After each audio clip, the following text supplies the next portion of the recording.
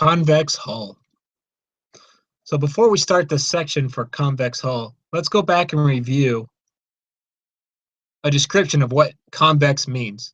So convex combination.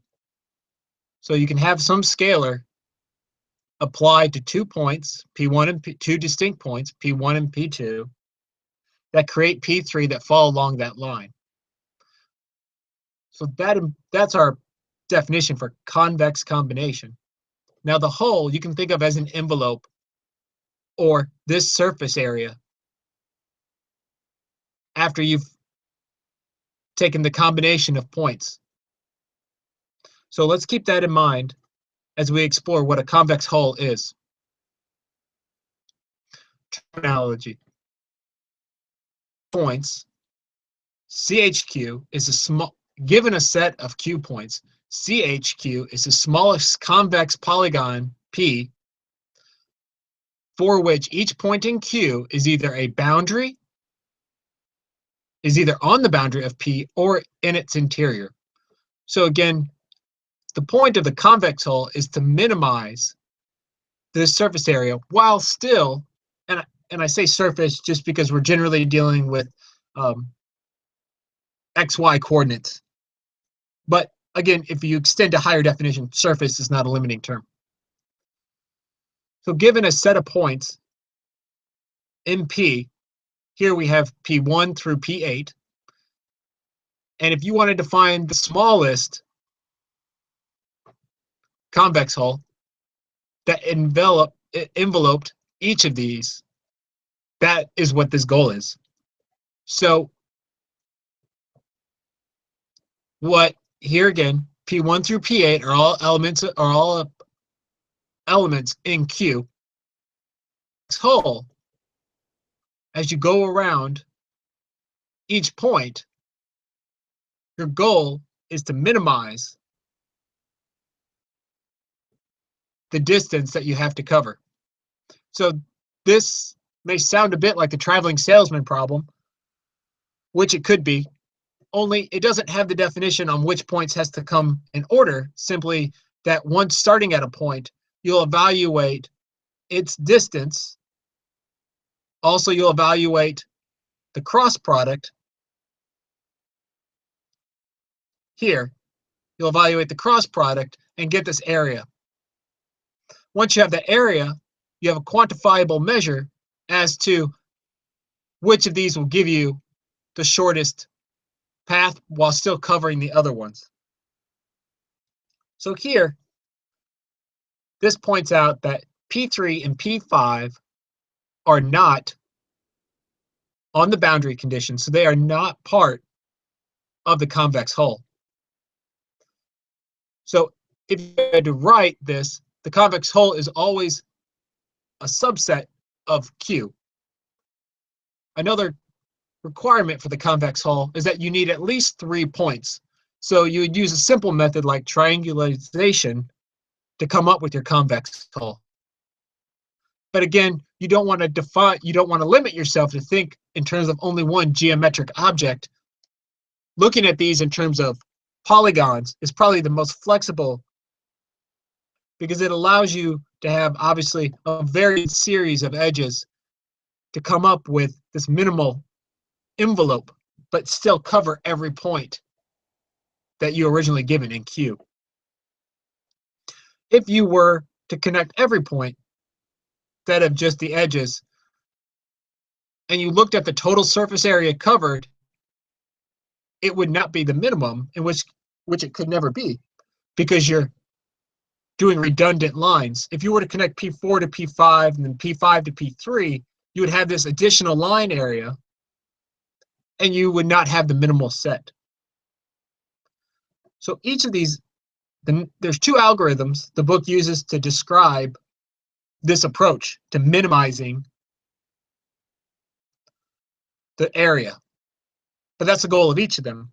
But now each approach gives you a slightly different runtime as a result of its implementation.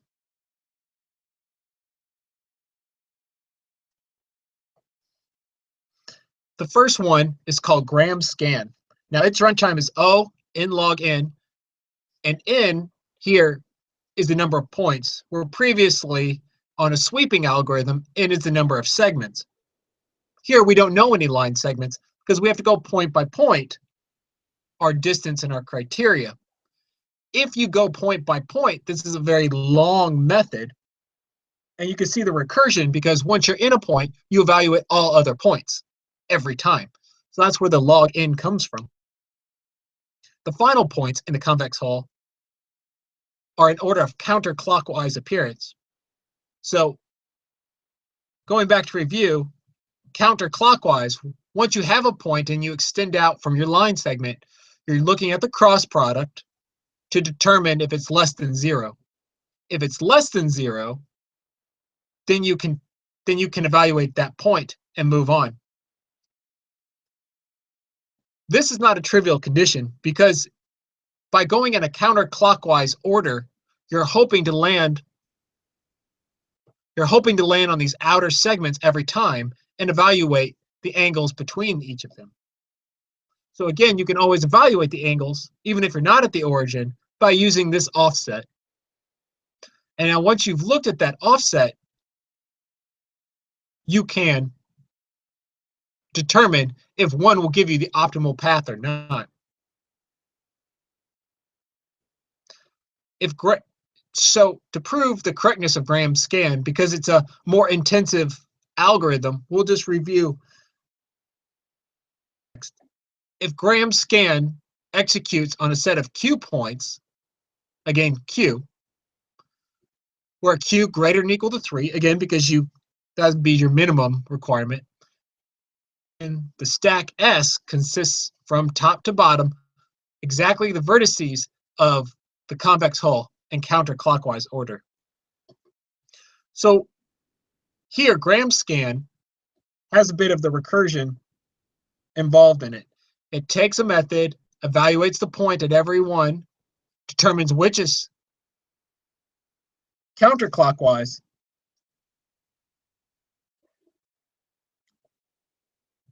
and once it has that,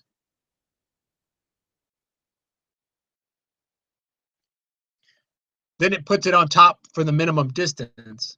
So this stacks it on top. And then it moves to the next point and the next, and it keeps modifying this stack. So because you have to constantly evaluate recursively every point, every time you move to a new vertice, Graham's scan can become quite long and intensive. So to modify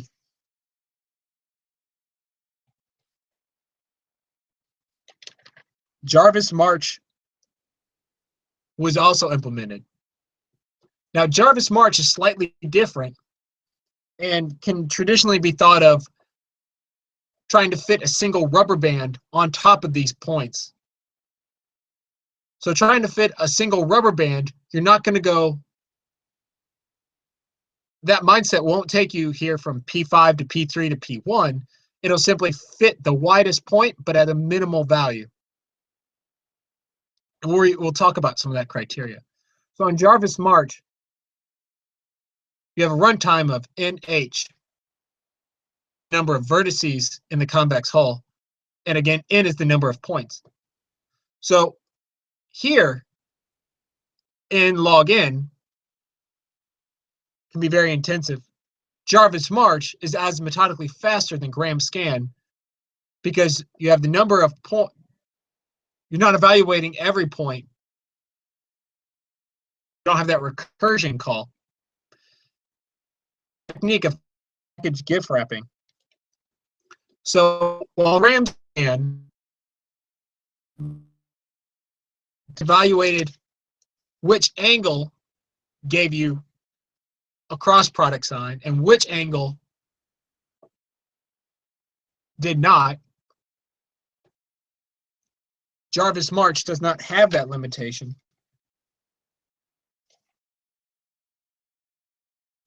And as a result, you can speed up the computation because you're minimizing the number of intersections.